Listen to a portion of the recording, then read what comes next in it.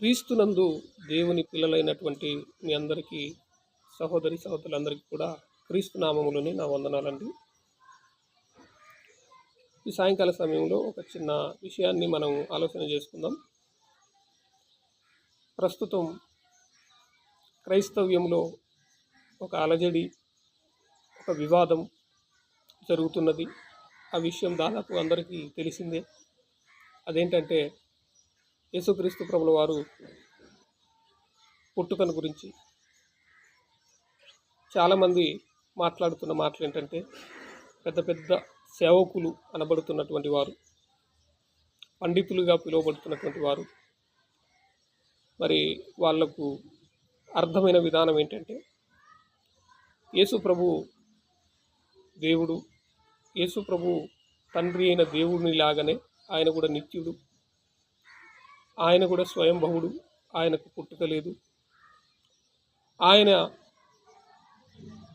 తండ్రి ఎలాగనో కుమారుడు కూడా అలాగే ఉన్నవాడు అనేటువంటి వివాదం అనేది జరుగుతున్నది. ఒకరు అలా మాట్లాడుతున్నారు, మరొకరు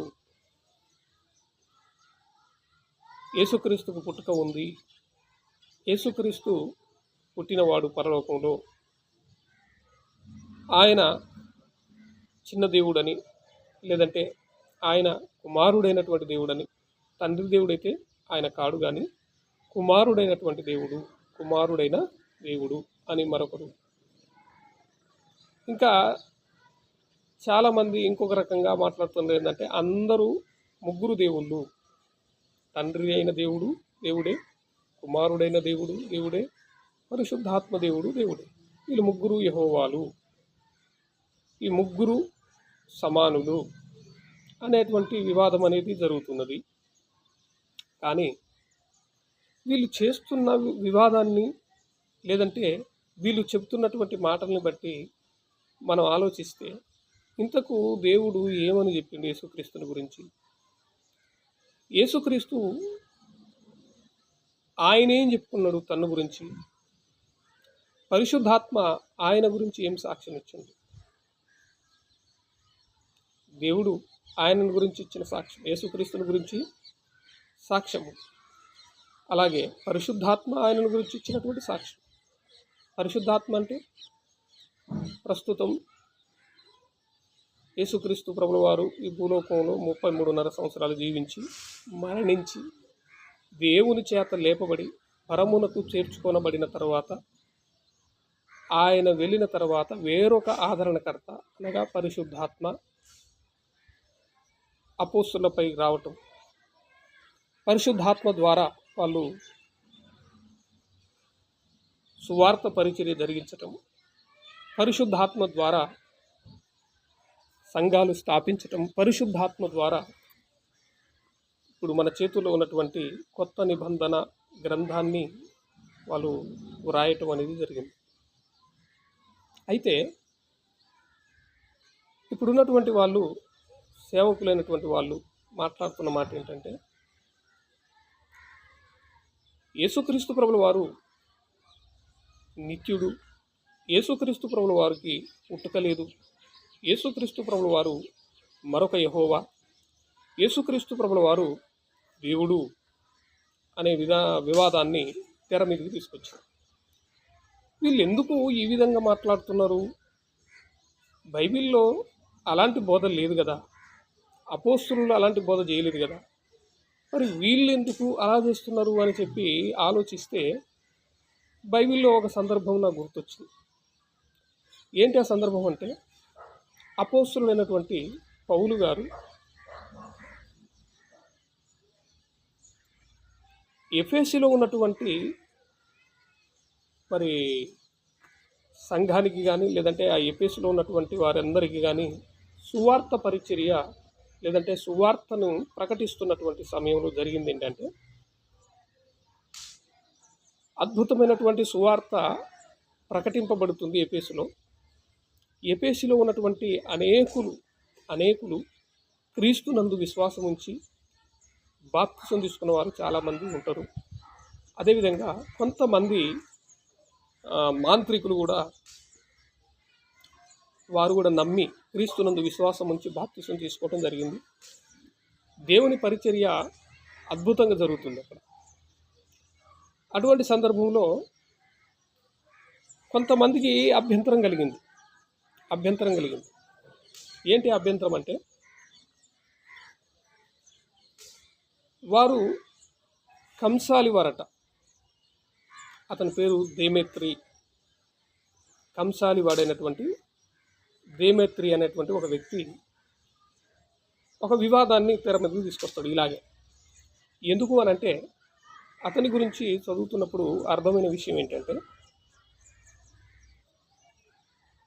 వారు వెండి విగ్రహాలు, వెండి గుళ్ళను తయారు చేసేటువంటి వారు.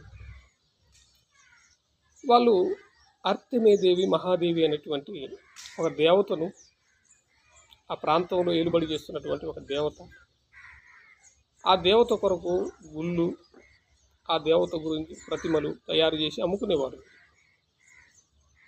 ఈ వ్యక్తి దేమేత్రి అనేటువంటి వ్యక్తి, అతనితో కొంతమంది ఉంటారన్నమాట, పనిచేసేవాళ్ళు, ఈ కంసాలి పనిచేసేవాళ్ళు. అయితే ఎప్పుడైతే జనమంతా యేసుక్రీస్తునందు విశ్వాసం ఉంచి బాప్తిసం తీసుకోవటం మొదలుపెట్టారో, మాంత్రికులు సైతం నమ్మి బాప్తిసం తీసుకున్నారు. మాంత్రికులు వాళ్ళ దగ్గర ఉన్నటువంటి మాంత్రిక పుస్తకాలను తీసుకొచ్చేసి ప్రజల ఎదుటేసి తగలబెట్టి, దేవుడు పంపించినటువంటి యేసుక్రీస్తునందు విశ్వాసం ఉంచి వాళ్ళు ఎప్పుడైతే క్రీస్తు వైపుకు తిరిగారో, వీరికి అభ్యంతరం కలిగిందట. ఎవరికి?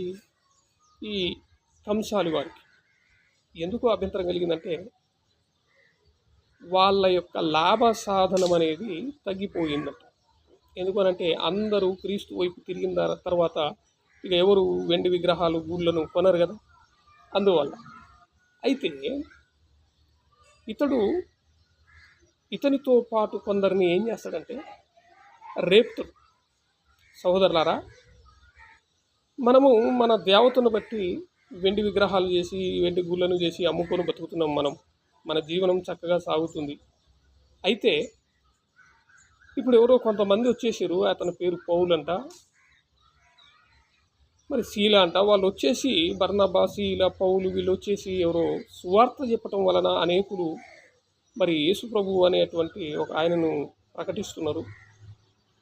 ఈ కొత్త బోధను వాళ్ళు తీసుకొచ్చి పెట్టడం వలన మన లాభ సాధనం అంతా పోయింది. మన బ్రతుకు బజార్లో పడినంత పని అయిపోయింది. ఇప్పుడు మనము ఇలాగే ఉంటే చివరికి మనకు తినటానికి తిండి కూడా మనకు దొరికే పరిస్థితి లేదు. కాబట్టి దీనికి మనం ఒక ఆలోచన చేయాలి. ఏంటి ఆలోచన అంటే, మనమందరం కలిసి ప్రజలను రెచ్చగొట్టాలి. ఎందుకు అనంటే, ఎలా రెచ్చగొట్టాలి అనంటే, మనం ఏదో చెప్తే వినరు వాళ్ళు. కానీ మనం ఎవరు ముందు పెట్టాలి? అర్తెమేదేవి మహాదేవిని తీసుకొచ్చి ముందు పెట్టాలి. పెట్టి ఈ ప్రజలను ఈ సువార్త పరిచర్య జరగకుండా మనం ఎట్లయినా ఆటంకపరిచే ప్రయత్నం చేయకపోతే మన జీవనోపాధి జరిగే పరిస్థితి లేదని చెప్పేసి వాళ్ళొక గుంపుగా మాట్లాడుకున్నటువంటి విషయం. మాట్లాడుకొని ఆ తర్వాత వెళ్ళి జనాలను కూడగొట్టి వాళ్లకు లేనిపోని మాటలు చెప్పి, ఇదిగో మన దేవతను కించపరుస్తూ, మన దేవతను అనేక ప్రాంతాల్లో కొలవబడుతున్నటువంటి ఈమెని పేరు తగ్గిపోతుంది, ఆమె గొప్పతనం తగ్గిపోతుంది, వేరొక బోధ తీసుకొచ్చి ఇక్కడ పెట్టడం వలన మన దేవునికి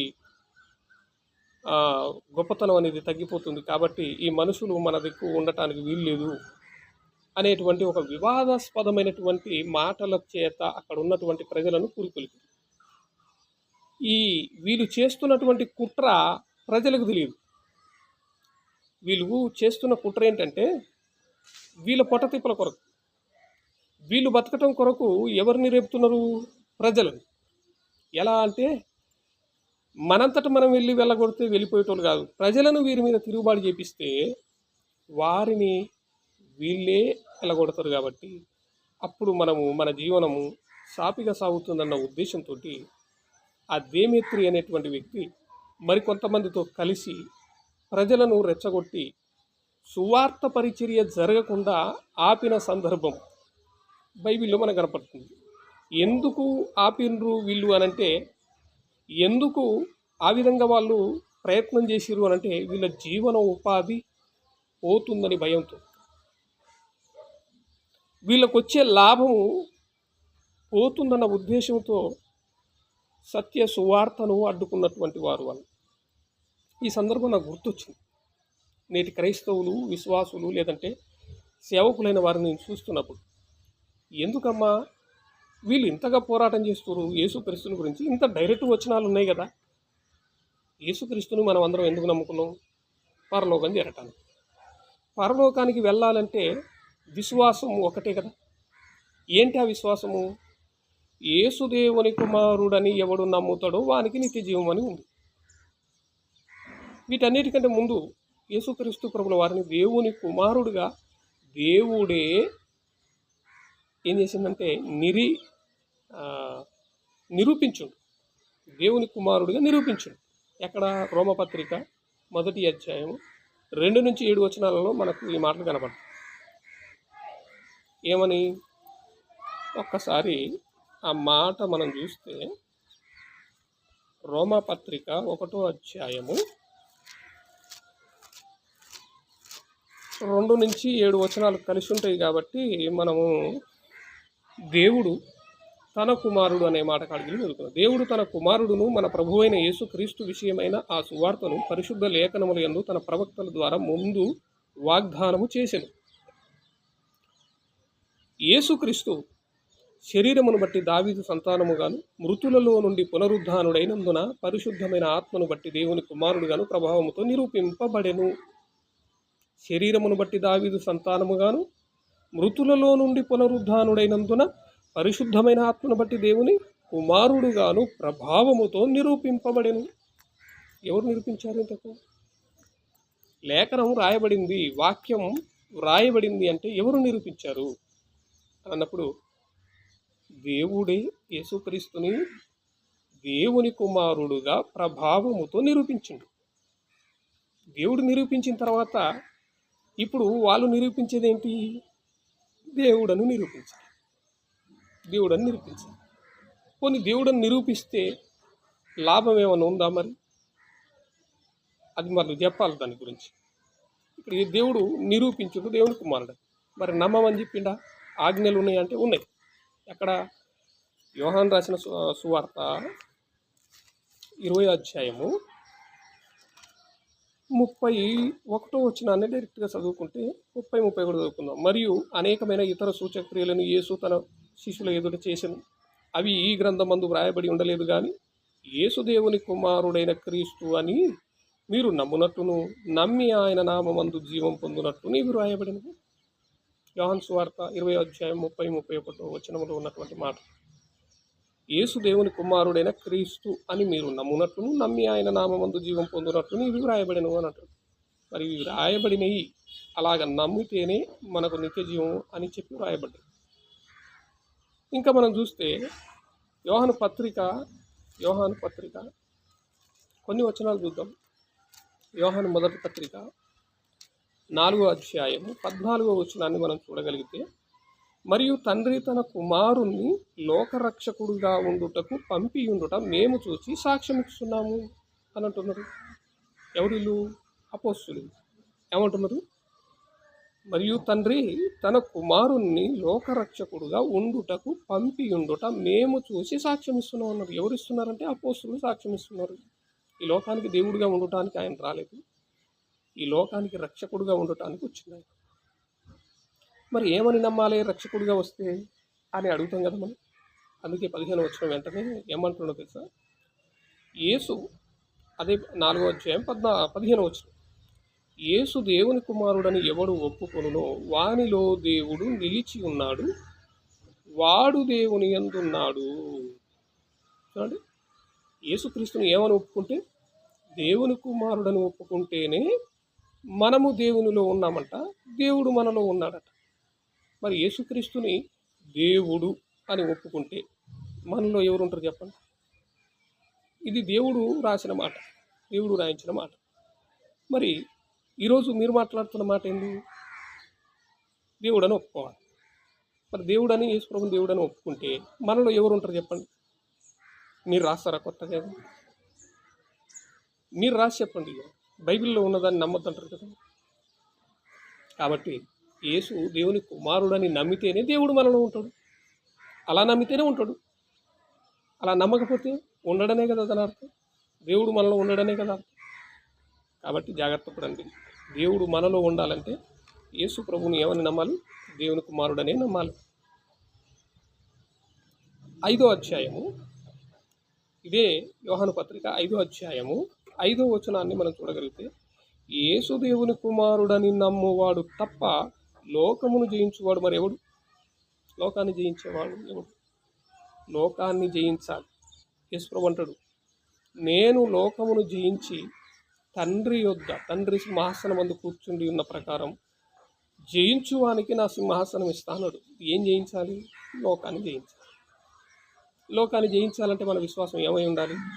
యేసు దేవుని కుమారుడని నమ్మువాడు తప్ప లోకమును జయించేవాడు మరి ఎవడు అంటే ఎవ్వడు లేడని కదా చెప్పి.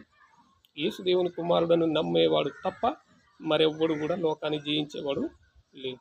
కాబట్టి యేసును దేవుని కుమారుడని నమ్మమని బైబిల్ ఇంత ఖచ్చితంగా ఆజ్ఞలిచ్చింది. దీన్ని కాదు అని చెప్పేసి యేసుని దేవుడుగా నిరూపించడానికి మీరు పడుతున్న ప్రయాసం కానీ, మీరు చేస్తున్న పోరాటం కానీ, దాని వలన ఎవరికి లాభం మీరు చెప్పండి? మీరును మీతో కూడా ఉన్నవారు అందరూ తప్పకుండా నరకంలోనికి వెళ్ళిపోయే పరిస్థితి. ఎందుకనంటే బైబిల్లో లేని బోధ చేయటం, దేవుడు చెప్పని దానిని నమ్మటం, దేవుడు నిరూపించని దానిని మీరు నిరూపించటం, ఇది మీరు చేస్తున్నారు. నిజంగా చాలామంది ఈరోజు చూస్తుంటే బాధాకరమైనటువంటి విషయం. ఎందుకు బాధాకరం అంటే, పోయినోడు ఒక్కడు పోతే బాగుండేది. ఒక్కడు పోకుండా గుంపును తీసుకొని పోయి నరకంలో పడేస్తుంది. పాపం వాళ్ళకి తెలియదు వీళ్ళు ఎందుకు ఈ పోరాటం చేస్తున్నారో వాళ్ళ వెనకాల ఉన్నటువంటి విశ్వాసులకు తెలియదు. ఎందుకంటే ఇందాక మనం కంసాల గురించి మాట్లాడుకున్నాం కదా, అపోస్తుల కార్యంలో జరుగుతున్నటువంటి విషయాలు అదే వీళ్ళు చేస్తున్నారు. ఏం చేస్తారో తెలుసా? యేసుని దేవుని కుమారుడని ఈ వాస్తవాన్ని ఒప్పుకుంటే వాళ్ళ పూట గడవదు, వాళ్ళకు వచ్చే రాబడి తక్కువైపోద్ది, వాళ్ళ జీవనోపాధి కోల్పోతారు. అందువలన వీళ్ళు చేస్తున్న పోరాటం ఏంటంటే యేసు దేవుడని పోరాటం చేయాలి. ఎందుకు అనంటే అప్పుడు విశ్వాసులు వాళ్ళ దగ్గరే ఉంటారు కాబట్టి, వాళ్ళ ద్వారా వీళ్ళు పోషించబడుతున్నారు కాబట్టి, వాళ్ళ ద్వారా వీళ్ళు లాభం సంపాదించుకుంటున్నారు కాబట్టి వాళ్ళు ఆ పోరాటం చేస్తున్నారు. వాళ్ళకు కూడా తెలుసు, ఈ పోరాటం చేసే వాళ్ళకు కూడా తెలుసు ఏంటి, యేసుని దేవుని కుమారుడనే నమ్మాలనే విషయాన్ని వాళ్ళకు కూడా తెలుసు. కానీ వాళ్ళు ఆ విషయాన్ని తీయట్లేదు, ఆ విషయాన్ని పట్టించుకోవట్లేదు.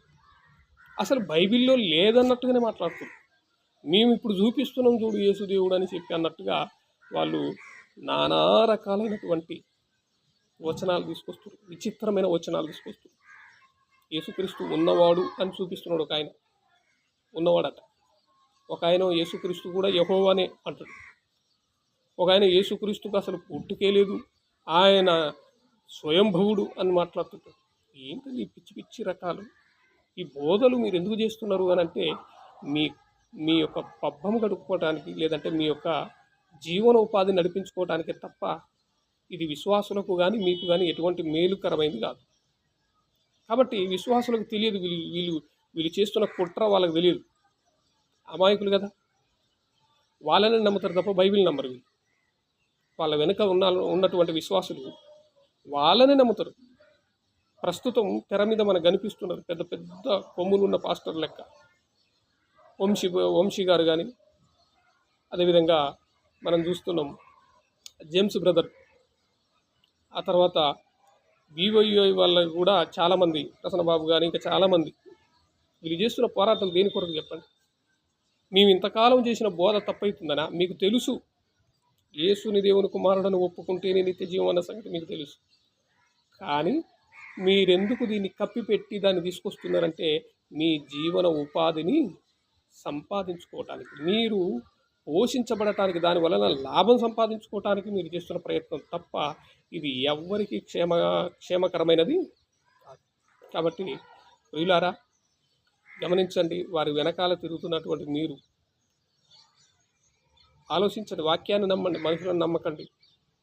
వాక్యమే పరలోకానికి మనం చేరుస్తుంది. కాబట్టి వాక్యాన్ని నమ్మండి.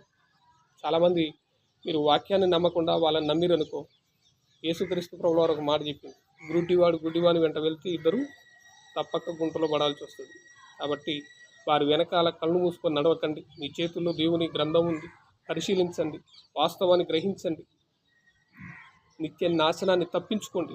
వాళ్ళ వెనకాల వెళ్తే మీకు నాశనంలో పడిపోతుంది. కాబట్టి సహోదరులందరూ ఈ మాటలు గమనించి తెలుసుకోవాలని కోరుకుంటూ నా మాటలు ముగిస్తున్నాను. అందరికీ వందనాలు.